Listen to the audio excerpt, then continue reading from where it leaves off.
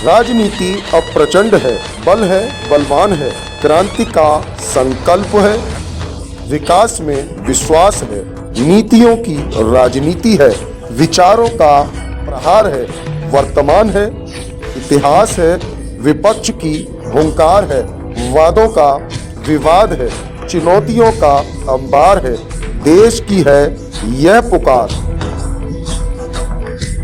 खूब हुई वादों की बौछार, अब की बार इसकी सरकार। UB24 न्यूज, सच बेझिझक।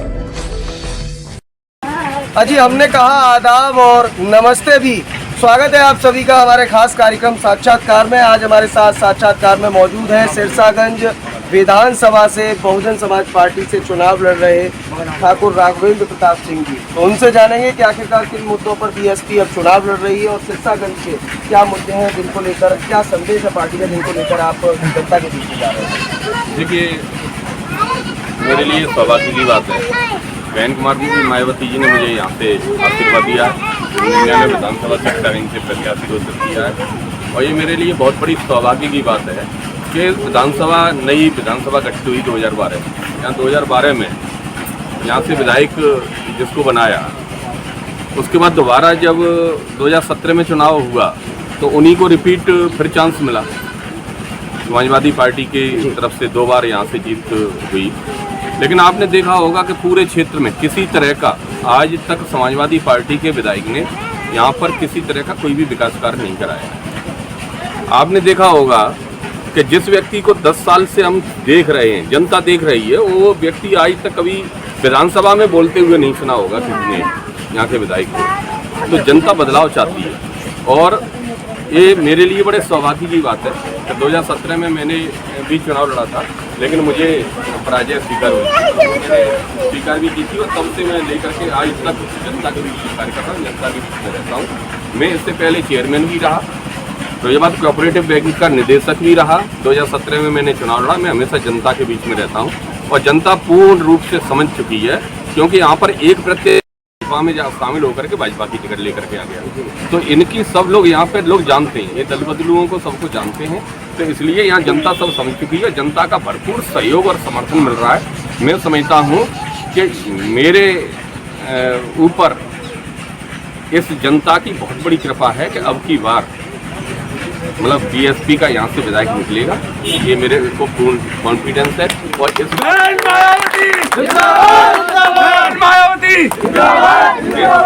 इस बात को एक नारे के माध्यम से आपने सुनी लिया होगा।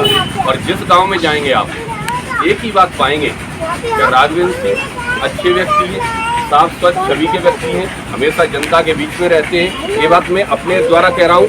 अब आप मीडिया के माध्यम से मैं आपका बहुत बहुत स्वागत वंदन करता हूँ। 99 विधानसभा में आप आए, आप कवरेज कर रहे हैं, ये बहुत मेरे लिए सौभाग्य। अच्छा, 99 विधानसभा का जैसा आपने भी जिक्र किया, तमाम तरीके की समस्याएं हैं, रोड टूटे पड़े हैं, जबकि सांसद यहाँ रहते हैं, उनका होम ग्राउंड है सिरसागंज। उसी प्रकार जयवीर सिंह जी भी यहीं रहते हैं, बीजेपी में शामिल हुए विधायक भी यहीं रहते हैं, लेकिन उसके बावजूद जो सिरसागंज की दुर्घटना है, इसको सुधारने के लिए आपके पास क्या एक्शन प्लान है? जनता को कैसे आप विश्वास में लेंगे कि ये समस्या है वो आप कैसे?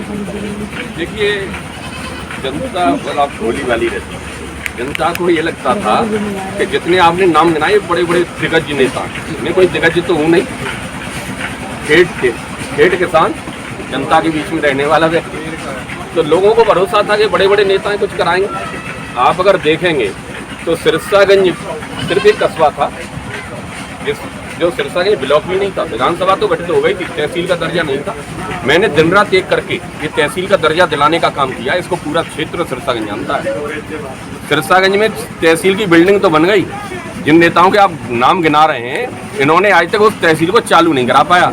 इसलिए मैं कॉन्फिडेंस के साथ कह सकता हूँ कि अगली सरकार में उस पर पटिया विधायक सिरसागंज में तहसील में जो लगेगी राघवेंद्र सिंह के नाम की लगनी चाहिए।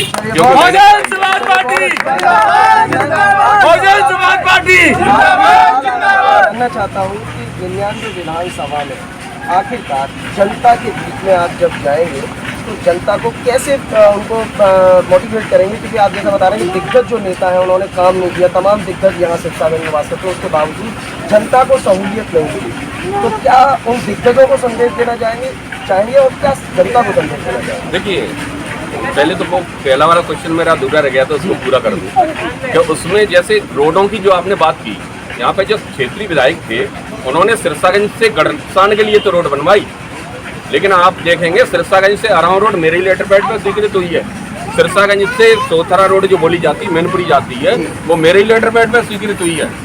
जितनी भी रोड है जो लिंक रोड जिस पर दबाव पब्लिक का 100% रहता है वो रोडें मेरे ही लेटर पैड पर स्वीकृत हुई है, किसी नेता ने नहीं लगाई। और आप कह रहे हैं कि मतलब जनता ये सब समझ चुकी है, जनता को सब चीज़ मालूम है कि इन पे भरोसा 10 साल से तो भरोसा कर ही रहे, उसके बाद वो बीजेपी में आ गए तो गंगा जी थोड़ी ना के आ गए। फिर वही उनका जिसको 10 साल में देख लिया, जो आप व्यक्ति हमने विधायक बना करके भेजा, जिस 99 विधानसभा की जनता ने आज तक कभी किसी ने आपकी मीडिया के माध्यम से मैं तो पूछना चाहता हूँ, कभी आज तक किसी ने विधानसभा में यहाँ के विधायक को बोलते हुए सुना हो तो बताइए। पहले सरकार में थे तो हो सकता है सरकार के दबाव में ना बोल पाए हो, उसके बाद विपक्ष में वो यहाँ से विधायक बना के भेजा, वो तो विपक्ष में भी नहीं बोल पाए। और अगर वो बोलते तो आप देखिए यहाँ की बहुत बड़ी समस्या है, गाय से यहाँ पे किसान परेशान है। सरकार का काम था गौशाला खुलवाने का, गौशाला खुल गई लेकिन सब बाउंड्री हो गई, किसी तरह का वहाँ पर कोई भी जानवर सब खेतों में। ये विधायक ने कभी आज तक किसी तरह की कोई किसानों की समस्या नहीं सुलझाई, लोग मर गए तमाम। किसानों को एक बोरी खाद लेने के लिए आधार कार्ड देना पड़ा, उसके बावजूद उसको खाद नहीं मिल पाई। अच्छे नेताओं के कोऑपरेटिव की खाद नीलाम हो गई, सरकार ने देख नहीं पाया। सरकार तो कहती है सबका साथ सबका विकास, तो फिर किसका विकास हो गया नेताजी? देखिए, सरकार कहती है सबका साथ सबका विकास, अगर इस मुद्दे पर चली होती तो बहुत अच्छी बात है, लेकिन सरकार तो अपने काम उनके अपने बनाए हुए नियम होंगे, कानून होंगे, लेकिन इसमें उल्टा हो गया, सबका साथ नहीं हुआ। सबका साथ तो सबका हुआ लेकिन विकास नेताओं का हो गया। देखिए, ये बड़ी बात कही है कि नेताओं का विकास हुआ, जनता का विनाश हुआ। कहीं का लगातार जिस तरीके से सिरसागंज से हमने आपको तमाम अपडेट दिखाई थी, जिसमें हमने आपको दिखाया था कि तमाम नेतागण बीजेपी के कद्दावर नेता सिरसागंज में रहते हैं, लेकिन उसके बावजूद सिरसागंज की सड़कें खस्ता हाल है, तमाम तरीके की समस्याएं हैं, लेकिन उसके बावजूद इस तरफ किसी भी जनप्रतिनिधि का ध्यान नहीं गया। तो आपने सीधे तौर पर बहुजन समाज पार्टी के कैंडिडेट ठाकुर राघवेंद्र प्रताप सिंह को सुना, उन्होंने सीधे शब्दों में कहा कि मैं सीधा जमीन से जुड़ा हुआ हूं, जनता के मुद्दों पर काम करता हूं